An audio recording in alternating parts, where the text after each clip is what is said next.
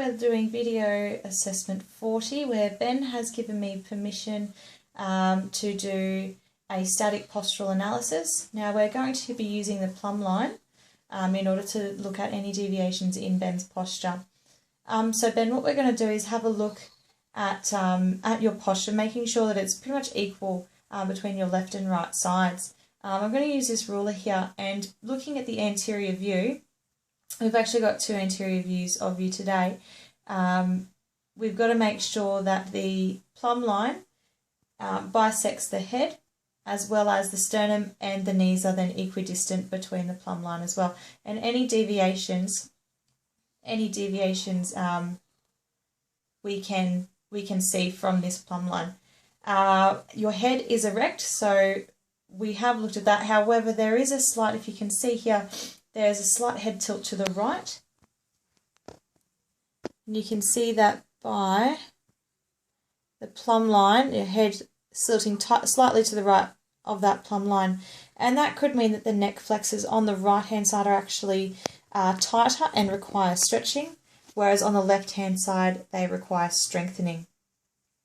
The shoulders, as you can see on the left-hand side, the shoulder is slightly elevated, and that is simply because the upper trapezius and the levator scapulae of the left-hand side require stretching, and the lower trapezius and pectoralis minor could require the strengthening. And that is seen with the head tilt. Head tilt to the right is meaning that the shoulders on the left-hand side are coming up. If we have a look at the next picture here in the lateral view, so the plumb line should fall down from the earlobe to the acromion process and should be just anterior or just to the front of the midline of the knee there. And we can see there that the head is neutral. There's no forward or backward lean there. We have got neutral. The shoulders are slightly rounded to the front, and it's possible that the pectoralis major and minor require stretching, as well as the serratus anterior, and that the strengthened muscles need to be these back muscles here, so your upper trapezius and your rhomboids. So they could require some stretching there just to bring those shoulders back just a little bit. It is only a slight rounded shoulder. However, if that acromion process, which is right here in the shoulder, if that was slightly backward a little bit, it would fall directly through that plumb line there. We can see here in this posterior view that you have a nice neutral spine. So that plumb line has to bisect the head, go straight down the spine, and the knees should be equidistant from the plumb line. You have a straight spine, a neutral kyphosis curve and lordosis curve, which is really, really good. So the posture in that back is excellent.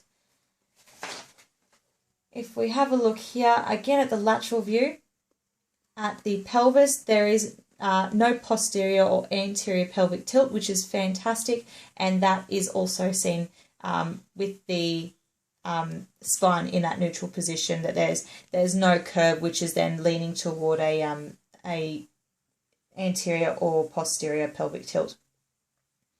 The knees are equidistant in both anterior and posterior views, so there is no flexed or hyperextended knee, and that is further seen in that lateral view.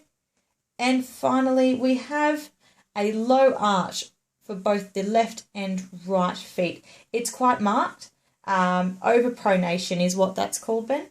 And it's both of the left and right feet, and is also known as pes planus. So the perennial muscles of the feet, as well as the plantar calcaneal navicular ligament, they require some stretching, whereas the posterior tibial muscle, so the muscle here on the back, is requiring strengthening to fix up that overpronation of the feet. So it's just those feet turning in rather than having a nice arch in those feet. Now we have one other view that we need to look at, and that is this view here, and we have a nice 15-degree angle here between the elbows and the body, and that there is showing that the arms are neutral. So there is neither medial or lateral rotation of those arms. So they're in a nice neutral position there. Do you have any questions today, Ben? No, I'm all good, thanks. Okay, so just be aware that it's a very basic analysis that we do as personal trainers. If you further required any additional information, you could go to a physiotherapist, and they would be able to help to strengthen or stretch any muscles requiring to fix that posture that we have looked at today. Okay? Okay. Thanks very much.